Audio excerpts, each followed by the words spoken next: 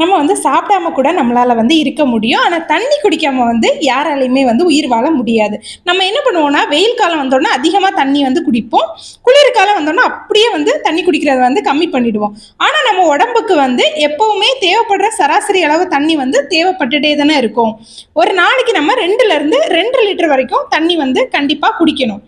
Work out அதிகமாக பண்ணுறவங்க வந்து 3.5 லிட்டர்லேருந்து 4 லிட்டர் வந்து தண்ணி வந்து எடுத்துக்கலாம். ஆனால் நம்மள நிறைய பேர் என்ன பண்ணுவோம்னா, குடிக்கும்போது ஒரேடியாக அதிகமான தண்ணி 1 லிட்டர் வாட்டர் பாட்டில் எடுத்தோம்னா அதை மொத்தமாக வந்து குடிச்சிடணும்னு நினைப்போம். அப்படி கண்டிப்பாக குடிக்கவே கூடாது. அப்படி குடிக்கும்போது என்ன ஆகும்னா, நம்ம உடம்புக்கு சோடியமும் தேவை.